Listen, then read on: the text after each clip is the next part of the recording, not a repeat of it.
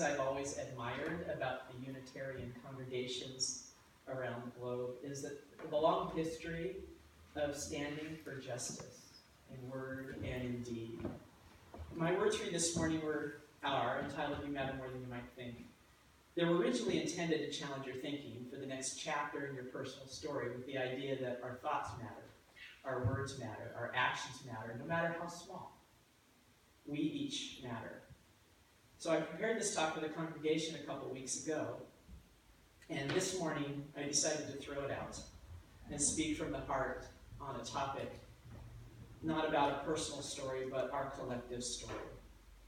That whether our work is large or small, we must prepare our minds, our hearts, and spirits to be a part of this bigger story. I did this because I spent the past few days looking into the photos of the beautiful young faces of those gunned down in Orlando. I spent the week appalled at what passes for media coverage of politics and the horrifying political rhetoric that we are subjected to every day. Then last night, I listened to a song of strength and resolve sung by the Gay Men's Chorus of Orange County. Their words rang through my heart like a clarion call as they stood in their grief and proclaimed this: "We will not give into fear. We will not hide. We will not be diminished by the hate of others. We choose life, not death. We choose love." The words of their song rang true, and the words were like a small boat on the ocean, sending big waves into motion, like how a single word can make a heart open. I might only have one match, but I can make an explosion. This is my fight song. Take back my life song. Prove I'm all right song. My power's turned on. Starting right now, I'll be strong. I'll play my fight song, and I don't really care if anybody else believes, because I've still got a lot of fight left in me. And I'll say this: we live in the most precarious and amazing of times.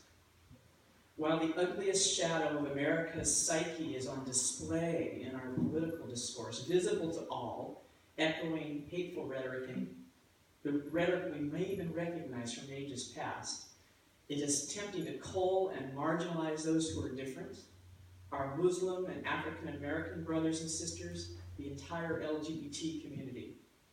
This rhetoric has raised the temperature of the weak-minded. The words bandied about have turned the anger-filled drunk to action. Their actions have cost lives. And we who plant gardens, we who make pottery, who love the trees, who paint, who write stories and poems, who dance, who sing songs of hope and love, we know we are collectively better than this. I realize that my words today must remind you of who you are. You, the artist, the poet, the lover. My words are to remind us of who we collectively can be by being each who we fully and truly are. And right now it is we who dance and sing that may find ourselves properly bewildered and horrified. This is my fight song. I'm certain of this: we who are bewildered and horrified must gather our resolve to wage peace with all our strength and hearts. It is possible that we're tired. It's possible that we spend our energy in righteous indignation rather than preparing ourselves, our minds and our hearts and our souls for the work ahead. It's entirely possible that we don't understand what's at stake, but it's far more possible that we do. For we are sensitive souls, and we may be wasting our energies bemoaning what is happening. It's possible we have become dispirited or think, what can I do in the face of this? In the face of this. We may ask, what can one person do in the face of a fire so big? And at the risk of mixing metaphors, I'll leave the ocean and boat metaphor aside for a moment and come back to it. And I'll choose a metaphor with which we in Lake County are all too familiar, and that is a fire. I declare this as the fires of ignorance and hate rage. We have work to do. The first task is to save lives of those in the path of the flames. We are on the front lines, the firefighters that defend those in the path. We draw and defend the lines that must not be crossed. The line of decency, the line of civil discourse in each and every conversation we have, no matter how small. We bring to conscious light the privilege and wrong thinking. We do it with love, and we do it with the admonition that we are better than this. We remind people of who they really are with our art, with our poems, with our words, and with our deeds, and we put out the spot fires before they become conflagrations. We also prepare and prevent new fires from erupting. And if the fire consumes people, places, and institutions we hold dear, we become the backfire of love, of compassion, of insight, and courage and strength that will not be silent. And we know in our heart of hearts that we are made for this. This is who we are. So back to the metaphor of seaworthy vessels. In 2004, when G.W. Bush was re-elected, and I was completely dispirited at the thought of another 4 years, I remember the wise words that guided me then, and ultimately led to me running for political office. They were the words of Dr. Clarissa Piccoli Estes, the Jungian. The message spoke to me more, and it speaks to me now, even now, more than it did then. And I would like to share them with you. Even if you've heard them before, I encourage you to listen with a newness. And it's her letter to the activist. My friends, do not lose heart. We were made for these times. I have heard from so many recently who are deeply and properly bewildered. Ours is a time of almost daily astonishment and often righteous rage over the latest degradation of what matters most to a civilized and visionary people. You are right in your assessments. The luster and hubris some have aspired to while endorsing acts so heinous against everyday people, the unguarded and the helpless, is breathtaking. Yet I urge you, ask you, gentle you, to please not spend your spirit dry by bewailing these difficult times. Especially do not lose hope. Most particularly because the fact is we were made for these times. I grew up on the Great Lakes and recognize a seaworthy vessel when I see one. Regarding awakened souls, there have never been more vessels in the waters than there are right now, all across the world. And they are fully provisioned and able to signal one another as never before in the history of humankind. Look out over the prow. There are millions of boats of righteous souls on the water with you. Even though your veneers may shiver from every wave in this stormy royal, I assure you that the long timbers composing your prow and rudder come from a greater forest. That long grain lumber is known to withstand storms, to hold together, to hold its own, and to advance regardless.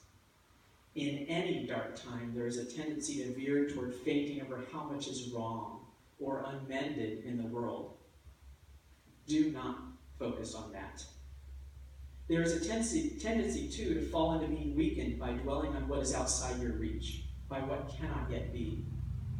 Do not focus there either. That is spinning the wind without raising the sail. We are needed. That is all we can know. And though we meet resistance, we more so will meet great souls who will hail us, love us, and guide us, and we will know them when they appear. Didn't you say you were a believer? Didn't you say you pledged to listen to a greater voice? Didn't you ask for grace? Don't you remember that to be in grace means to submit to the greater voice? Ours is not the task of fixing the entire world all at once, but of stretching out to mend the part of the world that is within our reach. Any small, calm thing that one soul can do to help another soul, to assist some portion of this poor, suffering world, will help immensely. It is not given to us to know which acts, or by whom, will cause the critical mass to tip toward an enduring good. What is needed for dramatic change is an accumulation of acts. Adding more, continuing. We know that it does not take everyone on earth to bring justice and peace, but only a small, determined group who will not give up during the first, second, or 100th gale. One of the most calming and powerful actions you can do to intervene in a stormy world is to stand up and show your soul. Soul on deck shines like gold in dark times. The light of the soul throws sparks, can send up flares, builds signal fires, causes proper matters to catch fire. To display the lantern of the soul in shadowy times like these, to be fierce and show mercy toward others, both are acts of immense bravery and the greatest necessity. Struggling souls catch light from other souls who are fully lit and willing to show it. If you would help to calm the tumult, this is one of the strongest things you can do. There will always be times when you feel discouraged. I too have felt despair many times in my life, but I do not keep a chair for it. I will not entertain it. It is not allowed to eat from my plate. The reason is this: in my uttermost bones I know something, as do you, that there can be no despair when you remember why you came to earth, who you serve, and who sent you here. The good words we say and the good deeds we do are not ours. They are the words and deeds of the one who brought us here. In that spirit, I hope you will write on your wall, when a great ship is in harbor and moored, it is safe. There can be no doubt, but that is not what great ships are built for. That's your letter. So perhaps we can choose to not be bewildered. Perhaps bewilderment is a choice. But instead, perhaps we can resolve to be a force of love. A love that is passionate and fierce. Our love has the entire force of life as the wind at our backs. Our love can withstand the storm. We are love. We are compassion, insight, courage, and strength. And we will not be silent in the face of hate, but will stand for justice. We are a love that knows human rights and civil rights are an all-or-nothing proposition, that are not just for the privileged few. Yes, you and I can shine like souls on deck with the most powerful weapons ever known: compassion and insight. One conversation at a time, one stand at a time. This is, in my view, a matter of conscience. Let us be our most awakened soul, shining on deck for all to see. We will not give in to fear. We will not hide. We will not be diminished by the hate of others. We choose life, not death. We choose love.